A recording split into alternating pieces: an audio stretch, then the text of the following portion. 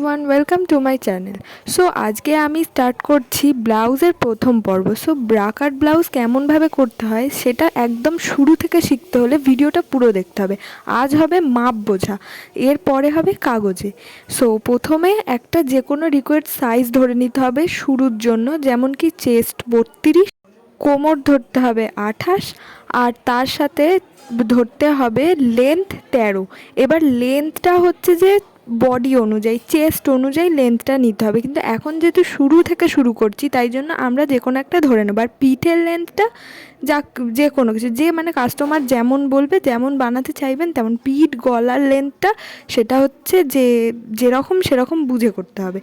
আর তার সাথে হাতার লেন্থটাও যে যেমন করবে তেমন ভাবে সব মাপগুলোকে আগে আপনাদের বুঝে নিতে হবে, তারপর কাটতে হবে। এখানে তাও একটা গলার লেন্থ লিখে দিচ্ছি, আর একটা গলার লেন্থটাও লিখে দিচ্ছি, পুটটাও লিখে দিচ্ছি, আর বগলের সাইজটাও লিখে দিচ্ছি, কারণ যাতে এটাতে আপনাদের বুঝতে সুবিধা হয়। যখন আমি ব্লাউজটা কাটবো তখন যাতে আপনারা দেখে বুঝতে পারেন যে আমি কি মাপে করছি। আজ আমি মাপটাই লিখবো পুরোটা। সব থেকে প্রথম হচ্ছে যে চেস্টের সাথে, যেমন চেস্ট এখানে 32 আছে, 32-এর সাথে 4 প্লাস করতে হবে। 32-এর সাথে 4 প্লাস করলে কত হয়? 36। আর কোমরের সাথে 4 প্লাস করতে হবে, 28 প্লাস 4, তেমন 28 4-এ হচ্ছে 32।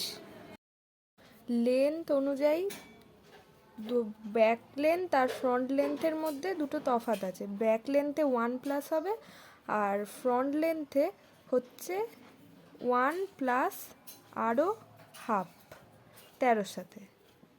যদি আপনারা ব্লাউজ শিখতে আগ্রহী হয়ে থাকেন, সো আপনাদের প্রথম পর্ব থেকে শেষ পর্ব পর্যন্ত আমার ভিডিওগুলোকে দেখতে হবে, সো যাতে আপনারা খুব সহজেই ব্লাউজটা শিখে। আপনাদের আমার ভিডিওটা ভালো লাগে তো অবশ্যই like, share and comment and subscribe করে যাবেন।